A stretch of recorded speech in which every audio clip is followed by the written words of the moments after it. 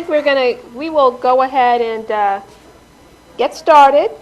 Good afternoon. Again, my name is Karen Sistrunk, and I'm Deputy People's Counsel for the District of Columbia. Welcome to our panel presentation on everything and anything you ever wanted to know about DC's current Powerline Undergrounding project, affectionately referred to as DC Plug. OPC, and particularly the People's Counsel, Sandra Matavu-Fry, is pleased to have played an active role in what we consider to be a landmark achievement for the District of Columbia. As you know, a properly designed and implemented underground plan should significantly reduce electric service outages and increase PEPCO's system reliability in the District of Columbia. The DC government, the Public Service Commission, our office, the Office of the People's Counsel, the City Council, and other stakeholders have worked over the last 2.5 years to effect an unprecedented, historic, public-private partnership between the district government and PEPCO to improve the reliability of DC's electric distribution system, which has been plagued with repeated power outages for decades. In addition to improving electric reliability in DC, which I have to note is actually improving, a primary focus of the office in developing the undergrounding project was to structure the plan in a way that ensured it would be affordable for DC residential consumers. OPC's focus in this undergrounding project is in keeping with OPC's history and mission of championing the rights of consumers to reliable and, again, affordable electric service. Now, to provide you with an understanding of the impetus of the district's undergrounding project, the enabling legislation, and the development, scope, and current implementation status of the project, we will now hear from our three distinguished panelists, who are Mr. Lawrence Daniels. He is the Director of Litigation at the Office of the People's Counsel. And then Ms. Karen Bacon. She is the Director of Underground Projects for PEPCO. And she is the one responsible for the overall coordination of DC Plug. And then we have Mr. Keith Fox. He is a Program Manager for the District Department of Transportation. Mr. Fox is a professional engineer, and he served as DDOT's technical representative for the engineering issues during the drafting of the legislation that authorized the Powerline Undergrounding project here in DC. After their presentation, we'll be happy to answer any questions you may have. And we're going to begin with Mr. Lawrence Daniels, who's going to provide the information on the background and the regulatory and legislative aspects of this project. Mr. Lawrence, take it away. All right. Thank you very much, Karen. Just a bit of background before we jump right into the legislation. In the District of Columbia, since about 1999, just about every year we were besieged with a number of storms. Some of them were ice storms, some of them were thunderstorms, and we had a few tornadoes throughout all those years. And one of the things that happened each and every time was that we had widespread outages throughout the District of Columbia.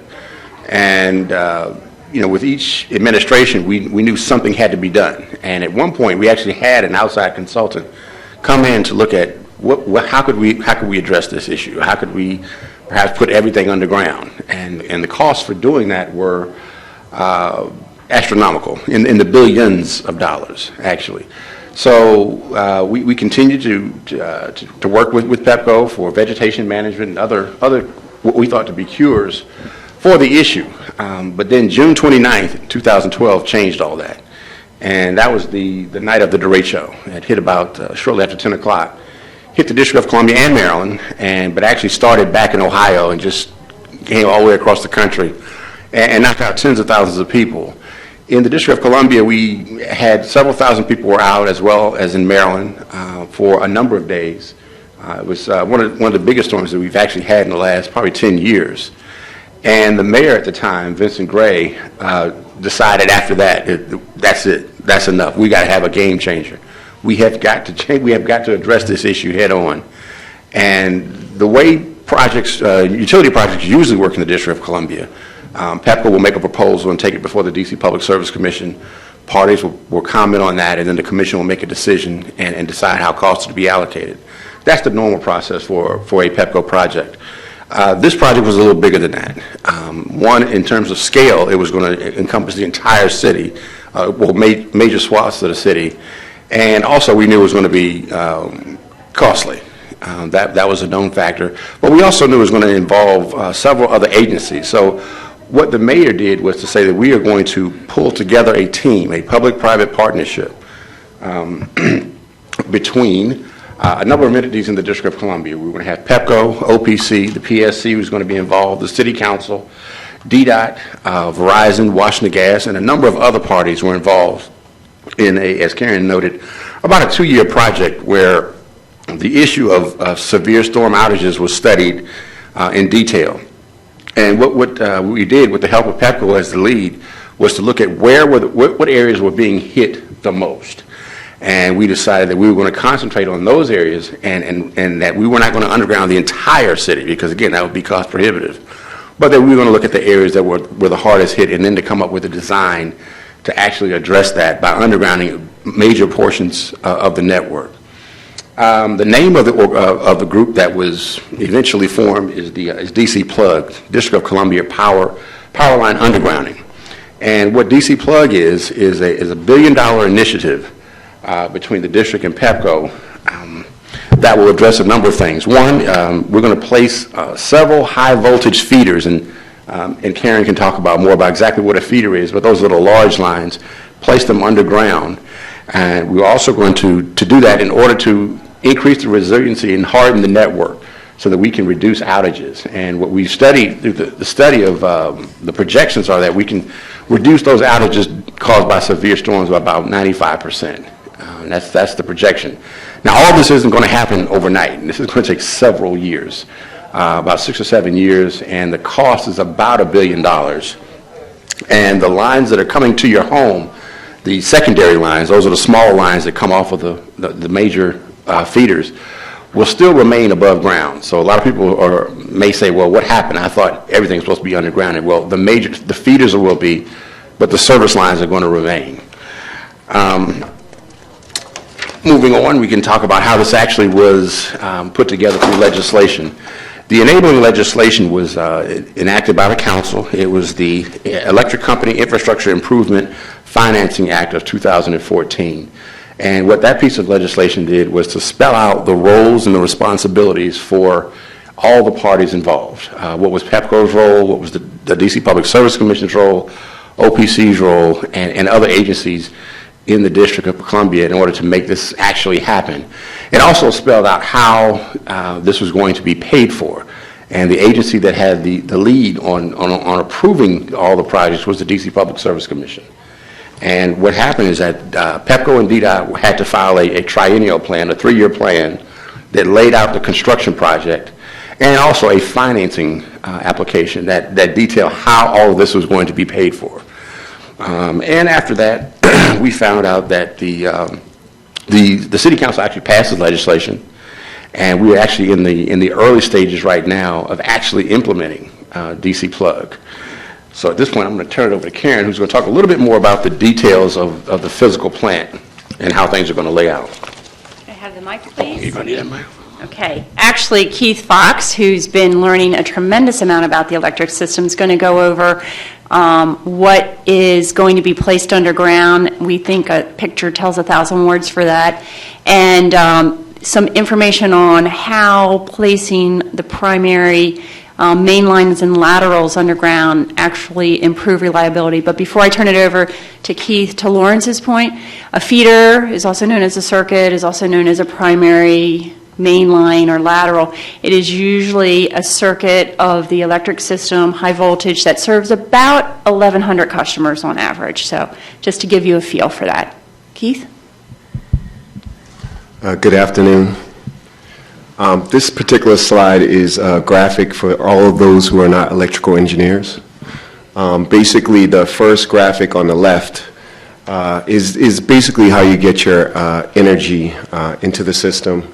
Energy is generated at a generation plant. It travels through transmission lines into substations. In the district, we have about 50 substations. The electricity leaves the substation, goes into the primary main lines. I wish I had a pointer here, so I hope you guys are following me. It's like a Z, I guess. The electricity goes into the primary main lines and then also into your primary laterals. Those are what we are proposing to underground. In the district, there are about 180 primary feeders. We're looking to underground about a third of them based on the resilience and reliability efficiencies. The secondaries will remain overhead, as well as the service lines that connect to your homes. The transformers will also be underground. If you take a look at over here on the graphic on the right, you'll see the primary overhead lines on the top of the pole. In some cases, you have 1, 2, or 3, or even more. Those are what we're proposing to underground, as well as the pole-mounted transformer that's shown there as a cylinder. The aerial secondaries will remain also on the pole. You typically have your cable line, your telephone, maybe a street light wire for the power. So this is just a general background of what we're proposing to underground. This is a before and after picture. On the left is what you might see on a typical pole. Again, the primary lines, you see 3 of them at the top of the pole there, and you also see 3 transformers just slightly below. Well, if you look on the right, that is what the same pole looks like with the primary lines underground as well as the transformers underground. There's a proposal, and it's something that we're considering to do, is to reduce the height of the pole once the primaries are removed from the top of the pole. Here's 2 graphics that pretty much explain again why we're undergrounding the primary feeders. I don't know if you can see the color well, but this graphic over here is mostly red. This one's mostly green. Let's look at the graphic on the left here. It looks at the existing overhead system, and I'm going to get up for a second because I think this is useful. Over here is a primary main line. And what we're showing is a tree falling and hitting that primary main line. That primary main line serves about 1,100 customers, which are all shown here in red. Because that tree fell and hit the primary main line, this entire section of users are without power. Over here on the left, though, if we underground that line, this is shown as the line underground, and that same tree falls, this tree here, it doesn't hit anything. These people are still with power. Now, if a tree falls in the neighborhood and hits a secondary, it has less effect on the users in the residents, and also that location is easier to find, so it's easier to repair. And so that's, in general, the concept of why we're undergrounding the primary feeders. Is this me also? Okay, very good, thank you. So again, this is the background that Lauren spoke about, so I won't get too much into it, but basically this whole initiative was started based on a series of storm events, and it was finalized by the derecho in 2012. The mayor put together a task force bringing together city leaders, some of the major utility companies, as well as businesses and leaders within the neighborhoods, and put together a task force findings and recommendations report where they looked at all the numbers and basically came to the conclusion that spending $1 billion was going to give us the best bang for the buck, would give us the most efficiency for the money. The cost breakdown is, again, $1 billion program. That's $500 million PEPCO investment, $375 million in district revenue bonds, and up to $125 million from DDOT's capital improvement program. And what that is simply building the infrastructure in our roads when we do a full reconstruction project on our roads. Again, the cost breakdown, the cost will be on 2 surcharges on the PEPCO bill, and 1 surcharge is for the DDOT cost, the other one is for the PEPCO costs, and the users who have that use the residential aid discount program will not be subject to these surcharges.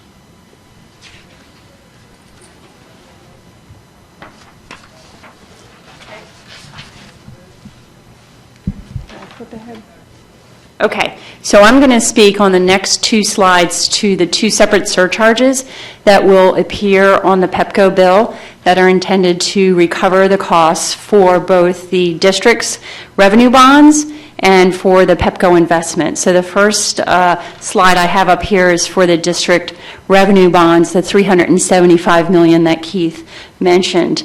That is a volumetric surcharge, meaning that the more kilowatt hours you use, the more it will cost you, or the less kilowatt hours you use, the less it will cost you.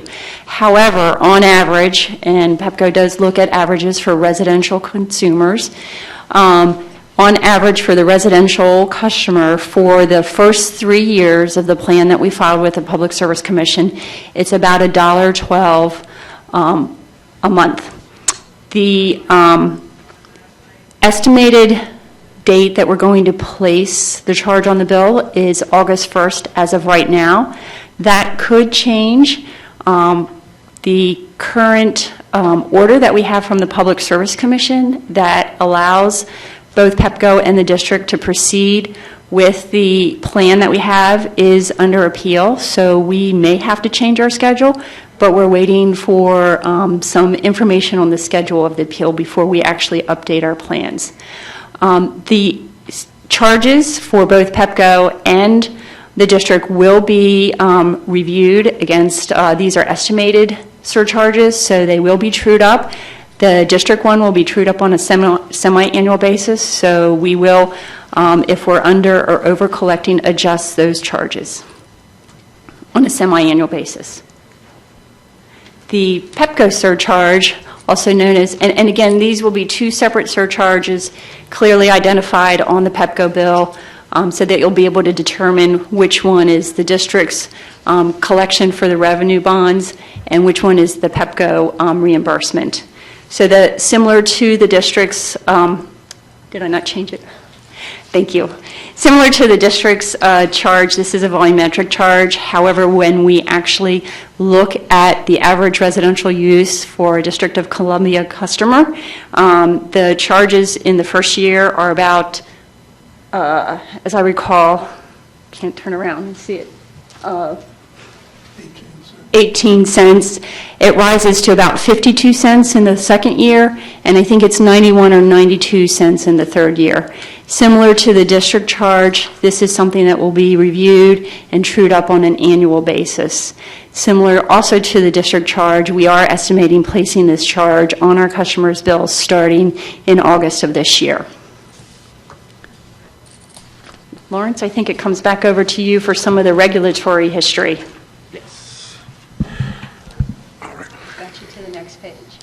Okay. As I mentioned at the beginning, and also Karen Sistrunk mentioned at the beginning, the Office of the People's Counsel has been involved in this process from the very beginning with the entire public-private partnership. From OPC's perspective, this plan had to do 2 things. One, it had to be effective. It had to actually reduce the amount of outages that were caused by severe storms. And secondly, and also equally important, it had to be affordable. As I stated, there were early estimates of undergrounding larger parts of the city, which were upwards of $5 billion, and the cost recovery on that would have been far too expensive for many consumers. So the Electric Infrastructure Act actually captured both of those components for OPC, and that's why we were very supportive of the Act. The Act required DDOT and PEPCO to file a triennial plan. That's the construction plan that actually said which particular feeders were going to be targeted for construction, how is it going to be done, and the timetable in those first 3 years. Secondly, there was an application for a financing order, and that detailed the actual cost of those plans for the first 3 years.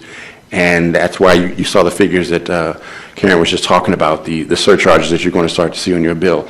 Both of those were filed, well, the first one, the triennial plan, in June 17th, and then the application for a financing order was filed later in the year in August. And then in November, the commission approved both. And plans were put in motion to actually start. And the first actual shovel is going to hit the ground at about, I believe Keith said, about June of this year in feeder number 308. That's, but in terms of community knowledge, that's Ward 3, that's American University in Friendship Heights. And important point that's not on the slide, but that's a very, very important part of this project is the community outreach and education that's going to occur.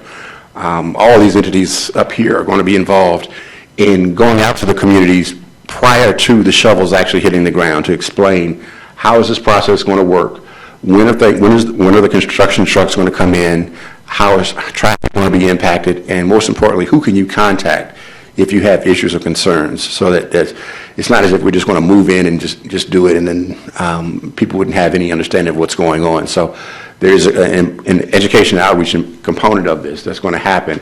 And I believe in May, getting next month, that's going to start to happen in the area of American University and Friendship Heights.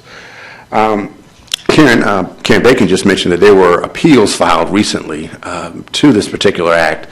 A number of parties weren't happy with the way things were financed. I believe a couple commercial groups have filed appeals.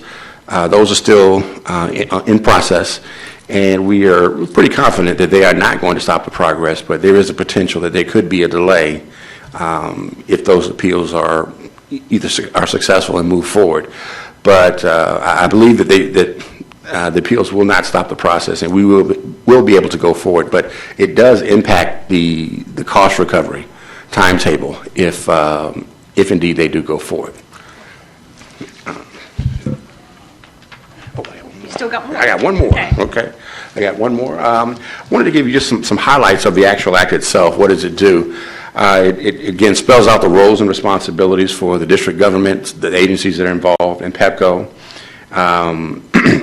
The infrastructure and activities for which the infrastructure and activity programs that PEPCO and the district can actually recover costs for. Those are some of the numbers that you saw a little earlier. What actually has to be in the triennial plan, the construction plan, what has to be in the financing application that was submitted before the D.C. Public Service Commission, and also the not a requirement for a percentage of district and minority contractors in the District of Columbia, but that best efforts would be used to hire qualified district and minority contractors in the District of Columbia. That was a part of the legislation as well. And also the authorizations required by the Public Service Commission in order for the ground to actually be broken. So those are just some of the highlights of the act itself. And if you are interested in actually seeing the legislation, you can give our office a call at 202-727-3071, or you can go to our website, www.opc-dc.gov, and we have a copy of the legislation there under the section labeled undergrounding. Thank you, Lawrence. And before I go to my next slide, which is speaking a little bit about what we're doing at this point in time, I do want to give a really good plug for the PSC, who did a very good job of organizing all the information that was filed. The high level that Lawrence went through is really good, but if you have a burning desire to learn a lot more about the triennial plan, the financing order, there are preliminary civil and electrical designs for each of the feeders, a lot of information on the cost per feeder. It is on the district's website. I thought they did a very good job organizing it. It's not one big 1,000-page document, which when you add everything together, it is. They've got it nicely parsed out, so that if you just want to read the plan, you can read the plan, or you can go to the drawings, or you can go to the cost estimate section. So, Karen, if anybody needs that link, would they be able to get it from you? If not, I routinely give it out because they have done a nice job. So Keith's going to talk a little bit more about the current status for construction, but what I'd like to talk to a little bit about is, Lawrence mentioned it in the legislation, there is very strong language about this project for both PEPCO and the district to engage construction services from district-based businesses and/or make use of district residents for this program. So PEPCO and the district have been working together to identify qualified district companies to talk to them about the kind of work that the DC plug will afford them. To do this, we've had 2 contractor symposiums that were jointly hosted by both PEPCO and the district. These symposiums were in large measure very informational, telling the contracting community the type of work that would be done and giving them a sense as to when this was before we actually filed our schedules, but giving them a sense as to when this work would be sort of on their radars. The next thing that PEPCO did, and the district came to the forum, but they were not hosting it per se, was we invited all of our contractors who routinely do work on our business, who are familiar with our contracting protocols, our bonding requirements, our safety procedures, and our work standards, to meet with a number of the district companies that we had recently learned more about. So we called it a networking session, and in this session we actually had our contractors around the room, and we call them CBEs, Certified Business Enterprises. This is the district's process for which they certify that the company is indeed a district-based business. So the CBEs that we had identified through a host of channels, including using the DSLBD database, which is a district's system for identifying CBEs, and just outreach that we had made and outreach from the business community to us, hosted a networking event where everybody could introduce themselves to each other and begin to form the relationships that we think are going to be necessary to make this project successful. Additionally, PEPCO, not only the DC plug team, but our operations group, the people who are in the departments that will procure our services and materials, have met one-on-one with, I think it's probably over 35 district-based businesses, or CBEs, to better understand what their capabilities are, what their current capacity is, and what their interest in the kind of work that DC plug affords them. We did this for a couple reasons, just to better understand what currently exists in the District of Columbia, but also to inform them, should they have interest in growing their business or growing an area of their business that they think would align with the opportunities for DC plug. Out of this, we did realize that a number of the companies had baseline capabilities that had that aligned with the district's with the DC plug work, but they've never been doing any work on the PEPCO system. So what we've developed is a series of requests for proposals that have ultimately ended up in contract awards to bring some of these CBEs onto our electric system when they've never done work for us before, but they've demonstrated the ability to do the work so that they have in advance a knowledge of contracting, safety protocol, work procedures, so that they are then capable and qualified to bid on DC plug work. Right now we have, I think it's 4 new CBEs to our system, working on our system in PEPCO work. It's not DC plug work, it's regular routine PEPCO work, again, so they can become familiar with our work protocols and safety practices. We think this is going to get the business community in the district qualified to begin to do work on DC plug. The next slide is just a summary of what we got when we first put out the RFPs, and shows you the type of work that we're looking for from the contracting community, to install electric cable, to install conduit and manholes, to inspect the work from the installation. We have to have separate independent inspectors who will, in essence, tell us that the work that's been installed is meeting our standards, and then traffic control.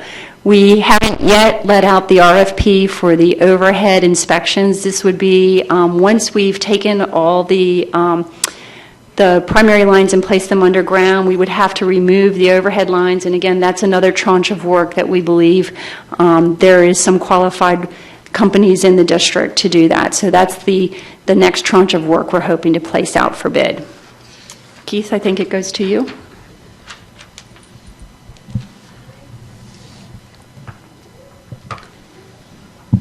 So Karen has mentioned it's our charge to use district-based businesses and also encourage those district-based businesses to hire district residents when they hire.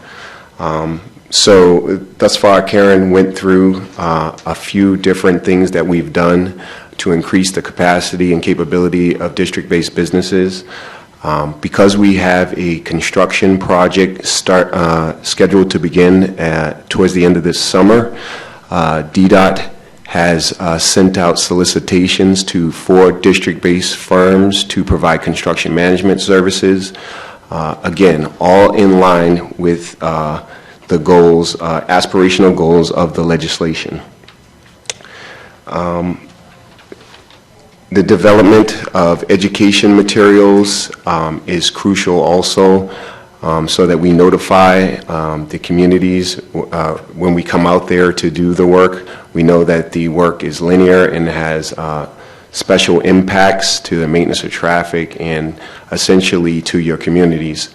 So some of the things that we're doing is we're getting ahead of that and putting together frequently asked questions, fact sheets, and trying to provide the information based off numerous suggestions from community members. Karen and I have done this presentation many times, several times in front of the community. I recognize a few faces here, and we've noted some of your issues, and we've tried to address those.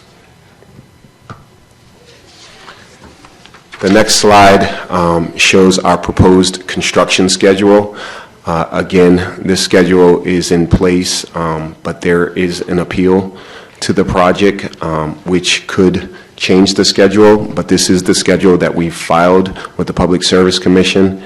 And what you'll see is the majority, there's 2 different shades there, and just to make it clear, the gray shade is the engineering and design process, which precedes the construction, which is the blue bars there. And as you can see, much of the construction is scheduled to begin in 2017 and 2018, with much of the design and construction happening now. Also, you can see the estimated costs on the left, and we've also looked at the sequence of construction. So we try not to overburden any particular ward at once with construction activities. So that's another thing you'll see. Regarding our education plan, the mayor is putting together an undergrounding project customer education task force. They're identifying members from the community right now, ANC members. There will be someone from our Office of the City Administrator. There'll be someone from DDOT, there'll be someone from PEPCO, and essentially their charge is to make sure that we are committed to reaching out to the community and making sure that we meet some of the promises we've made with regards to communication. Some of those communication activities involve a meeting prior to construction, a month or 2 prior to going to a community. We have one tentatively scheduled for May, for feeder 308, which is in Ward 3. And that will be the first meeting where we let the community know that this project is coming. Prior to the construction starting, we'll have another meeting in that same community to let them know once we have a better idea about the construction and the sequence of the construction. And then there will also be a project update meeting in that same community. So that's our commitment in terms of reaching out to the community. In addition, this first community meeting, we've invited Channel 16 to record it so that it could play on and the information can be received by those who are not at the meeting in attendance.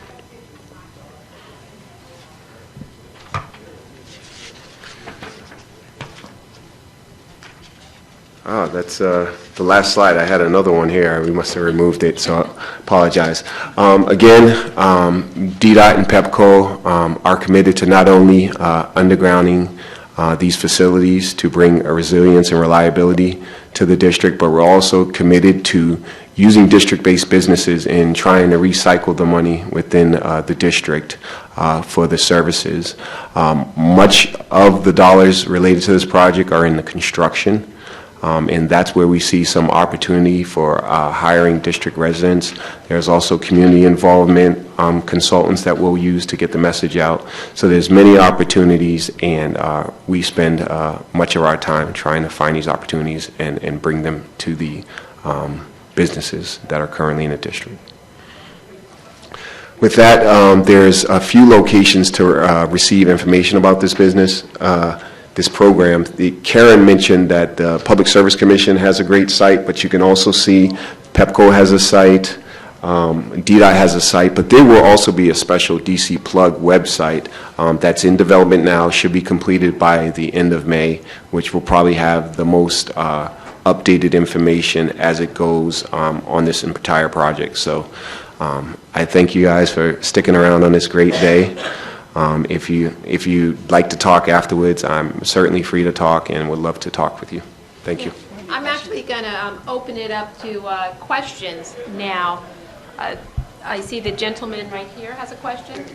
Does the website have a map on where these feeders are? Because, I'm going to be honest with the general public like me, I look at those feeder numbers, it doesn't mean anything to me. Do you have a map that shows where those things are? Yes. So in those, the Public Service Commission site has it for certain, and any of these sites will reference a location to find the maps. The maps are readily available.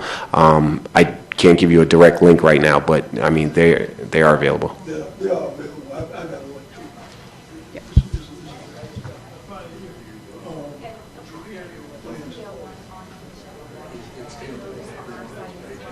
I believe so. Yeah, Donna's saying that, and I think it is the case where there is a overall District of Columbia map that will show you the feeder location, but then also a line diagram of each feeder, and you can see the streets that they're going down, so that information is available. Yes. Excuse me, 1 second. When you ask a question, if you could press the microphone button, it'll turn green and everyone can hear you. Okay. I have several questions, but I guess I'll start with this one first. Initially, when we were told about the feeder work that's going to start in Ward 3, it was to start in June of 2015. But then when you spoke, you said it was going to be towards the end of the summer. So which one is it? Is it June or? Well, in our internal project plans, we have a target date of June 29th. But I like to under-promise and over-deliver. So we're talking about the same time frame. We do have an internal date that we're trying to start to award the contract. Okay, which is, we tell the contractor that you have the award. So that is the date, and then the contractor has to mobilize. So it's not necessarily you're going to see big cranes out there the next day. That's what I'm saying. The other thing was just, in sticking with that follow-up, the one thing that I don't have was the slide that you showed, Mr. Fox, that shows the engineering and design portion, and then the actual construction portion. Where is that located?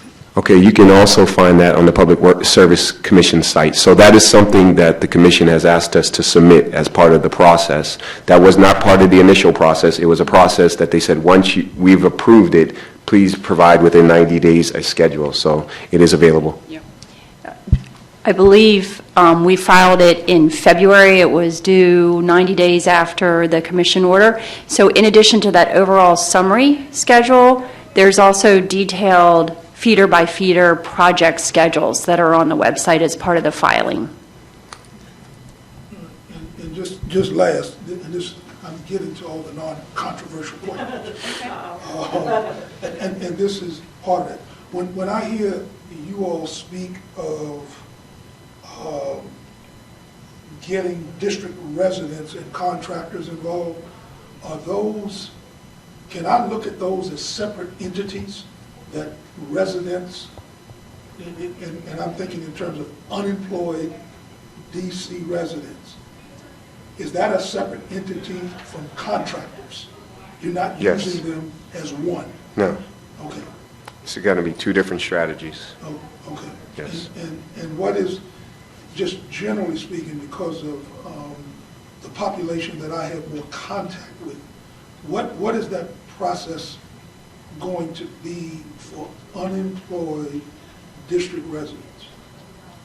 Or where can I suggest that they turn? Where can you suggest I go to get more information that I could then pass on to that unemployed population? Speaking from DDOT's perspective, what we do, I mean, so DDOT is charged with building the infrastructure. What we do is we put in our contracts that the contractor must employ district residents. So it doesn't reach to say they need to employ unemployed district residents. That is a different function. So Department of Employment Services would probably have the lead on something like that.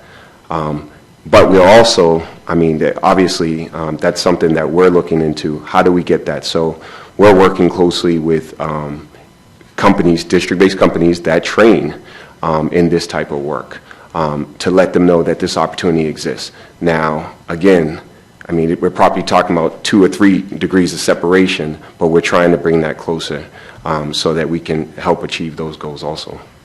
That was the question I was going to ask that I think might be getting to. Are there going to be any kind of training programs? Yes, Is that what you're asking? training programs, one. Secondly, and I asked, because I just finished up a private contract with this university under its Workforce Development Lifelong Learning Program, where I actually taught construction corps. And these were primarily, I mean, for the most part, unemployed or underemployed, DC residents that went through a construction corps program, which was primarily dealing with issues of safety, if nothing else. I mean, every single one of the 8 modules that I taught was dealing with construction safety in some aspect. And so it was very much akin to the OSHA certification, and they will be certified from a national accrediting agency as having done so. Having said all of that, this is saying to you all and to them that they would only be employed at the bottom rung. All right? I mean, they could be the persons out there with a vest and a hard hat on just sweeping up the street. All right? But it's a job, and it's a job in the construction industry, and they are DC residents, and they are, for the most part, either unemployed or underemployed. So that's the population that I'm speaking of. What's the name of that program? It's That you referred to? Workforce Development, it's WD-LL, Workforce Development Lifelong Learning. And it's a part of UDC's community college program. Thank you. So this is Donna Cooper, just making a follow-up comment. I am with PEPCO as well, and so one aspect of this, and you talked about training, is that very early on in this process, we began to look at the aspects of what does training truly look like. And one of the realities is that this is a 7 to 10 year project. And when we talk about the contractors, for example, and providing opportunities for contractors, we have to also get into who is awarded the contract, what is the actual capacity of that contractor to execute on the work, and whether or not they actually need to hire additional employees in order to actually execute. And in executing that particular work, there is that strong, very strong encouragement that they are ultimately employing District of Columbia residents. But more importantly, when we talk about employing District of Columbia residents, you have certain contractors that Karen Bacon mentioned who are ultimately, which for lack of a better term, poisoning themselves for this opportunity, and also looking at opportunities for training. So we have a very laser focus on that. That's something that we're very much so concerned about, and looking at the pipeline for opportunities. But also one of the things that I love to manage, and I shared this with someone earlier, is that you're not implementing training programs in which you're creating the wrong expectations, meaning that you're training 400 or 300 individuals when there are realistically 30 jobs in order to ultimately actually obtain. And so it's like managing that process. So as we begin to move towards the awarding of actual contracts, we will have more detail as relates to who these contractors are, their capacity, as well as the type of positions in which we actually need to hire for, and the training that is actually consistent with those positions. So that's something we're very much so, and also working with the Department of Employment Services, other training entities in the city, definitely looking at existing training programs. I'm not going to mention one or two that we have actually talked to, but creating that particular pipeline. So there is that focus. Peter? Yes, I think I'm going to break stride with the non-controversial aspects of the program that you discussed. I've been a promoter, I guess you'd say, of undergrounding in D.C. for conservatively 20 years. I became aware of this problem when I first moved to D.C. many years before that. I grew up in the vicinity of New York City, where undergrounding began not with a derecho, but with a blizzard that occurred in 1888. At that time, the service lines ran from generator to customer. Coaxial cable wasn't available. So there were thousands of wires on the utility poles, and the blizzard brought them down in an enormous mess and tangle that was essentially unresolvable, except by some radical surgery. That was the time that New York began to see that you needed to run the wiring underground, and that's when they began to do it. Today, if you are in Manhattan or parts of Brooklyn, you don't see wires of any kind anywhere. They didn't distinguish between primary and secondary feeders or service lines. Everything is underground. And power outages, most of my family still lives there, are virtually unknown in the areas served in this way. I am an objector to what's going on. I think that the Office of People's Counsel has been doing the best it can, but it is swimming against the current. The original legislation by the council was wrongly conceived, and the program is wrongly financed. In the first place, they ignored the elephant in the room at the time they were discussing it, which was the Shaw Consultancy report. I hope that most of you involved in this are familiar with that. And the big point is that the Shaw report pointed out in a very quantitative way that 90% of the cost of undergrounding would be saved by effective, efficient coordination of the excavation process with other excavations that need to happen in the city and which happen all the time. Their report was essentially ignored, and that's the basis for what's wrong with this program. The legislation involves PEPCO and the city agencies. It doesn't involve Washington Gas and the Water Authority, both of which are involved in extensive and continuous processes of replacing large underground piping, and that requires excavation, expensive excavation, which could and should but isn't being used systematically to provide the work, the expensive work that is needed to get the wires underground. So I want to express two big objections here that could be acted on. First, this legislation needs to go back to the City Council for serious study and should be replaced. The cost of what's being of the program that's now in effect is enormous and mostly unnecessary, and I think is destined over coming years to bog down. So OPC's standards here, which are to be effective and to be affordable, in my opinion, neither of those will be met. The fact is that replacing primary feeder lines only, or mostly only, will not solve this problem. It will only mitigate it. Mr. Fox's diagram of the houses and the position of the trees falling and so on was rather optimistic. I mean, most of us who live here have seen the effects of trees falling.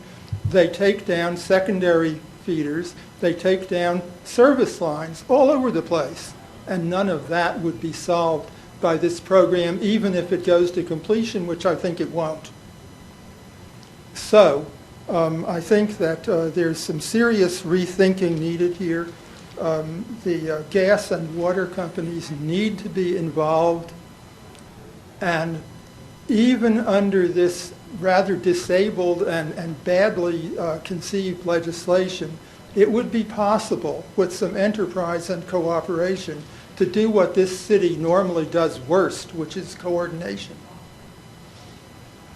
Gas, electric, PEPCO, and DDOT should all be involved in a careful, long-term coordination of where streets are going to be excavated anyway, and using those opportunities to get the wires underground at minimal cost.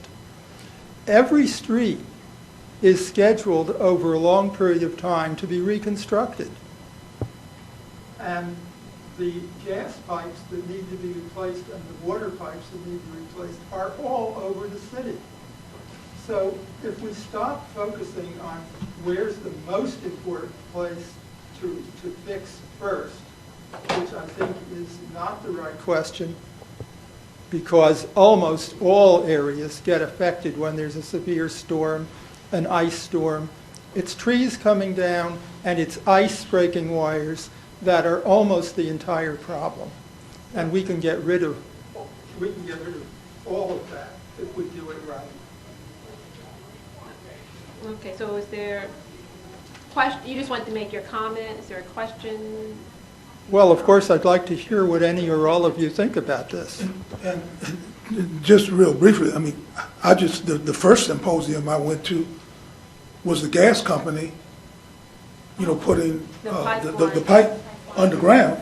And I asked the gas company the same question that he's asking, and I pretty much got a non-answer. The only answer that I recall was that we're coordinating. I don't know what that, in real language to me, what that says is you're not doing anything. I'm going to make a request. Karen, can you speak a little bit just from an engineering perspective, as well as Keith, when you start talking about electrical infrastructure, as well as gas, as well as water, and the distinctions there, as well as looking at also coordination and also the evaluation that did take place over a course of over a year with Washington Gas as well as DC Water and others at the table as it related to the undergrounding project and the policy decisions that were made consistent with that. Yeah, I'll just start off with the coordination with DC Water and their Clean Rivers project is another major project. We meet at least once a month with them on their major projects, and if they have a project in the vicinity of any of our projects, then we have additional meetings with the engineers to see where their project is and our project. Again, one of the more difficult things is matching the schedule of their project along with the funds for their project with the schedule of our project and the funds for our project. Also, we coordinate often, at least monthly, twice a month with Washington Gas and their accelerated pipeline replacement project. And if there is a conflict or if there is a pipeline scheduled to be replaced in an area where we have a feeder, then we have additional meetings based on the coordination of those specific projects also. So the coordination is happening. Coordination is very difficult in terms of schedules and budgets. But these are our efforts that we've pledged to make, and we have great relationships with those other two major utilities, as well as Verizon, to try to accomplish what you just spoke of. From an electric system standpoint, the analysis that was done in order to select the feeders for undergrounding first were done based on an average of three things: the frequency of outages, the duration of outages, and the cost to place the line underground. And that's how we selected the first 21 feeders to place underground in the triennial plan. And not as familiar with the road reconstruction process, but when you select a feeder to place underground, you need to do the entire feeder at one time. And that may not necessarily line up with the road reconstruction that would happen, because you would be going down a part of a road and probably for the laterals going off onto side roads that at this point in time anyway are not synced up with the transportation improvement plan. So some of this is just due to the efficiencies of needing to place the entire circuit underground to get the reliability improvements. We can't break a feeder up when we do the construction. And the other point that I think I'm addressing is the selection of the feeders and how that was done, that they are the worst performing feeders, and that we believe by selecting them first and placing them underground, we'll get the largest reliability benefits. Yeah, if I could just add, also, and Peter, I'm not, as intimately familiar with this issue as the panelists. However, I think things came to a roar in terms of electric service reliability, in terms of outages, and the fact that so many number of the worst performing feeders were overhead. And I think the task force was brought together because the district decided that something had to be done. And when I say the district, it's as a result of the residents of the district basically frustrated, saying something has to be done and something has to be done now. It got to a point where it could not be ignored. So I like your idea of whenever there's construction, let's put the electric feeders underground at that time, but that would take too long to actually solve the problem right now, or that we had with the number and severity of outages. So I believe the mayor at the time actually said, we need a game changer. We need something to happen now. It's got to be quick. And I believe with respect to, it would be great to put every line underground, and I hope that one day in my lifetime that will happen. But I think they had to take the ones that would give the most, I believe Karen said, the ones that would give the most impact. So even though it'd be great to have them all underground, at this point we need to find out, we had to decide to take the lines that would have the most impact, the ones that, okay, if there's a problem, you can go and you can fix those, and you'll have a greater majority, a greater percentage of houses with electricity restored. So, there was a lot that went into the decision-making process on, with respect to this project. So it's not perfect, but it's going to, I believe, it will greatly improve service reliability in the district, and that's what the residents wanted. And from our perspective, we had to do it in the most affordable way. So putting everything underground immediately, it would be astronomical. But this gives us something. It gives us improvement in service reliability, but at a cost that is halfway, I hate to say affordable, but it's better than if we try to put everything underground immediately. So, it's not perfect, but I believe it's an improvement. May I respond? Yeah, I'm sorry. We are way over. It's funny too. We started our panel early and it's gone over, and I think we are going to be closing the session. But Peter, we can continue to talk afterwards, but I'm being told to close it down. So, okay. But anyway, I would ask everyone to join me in thanking the panelists. Just a second.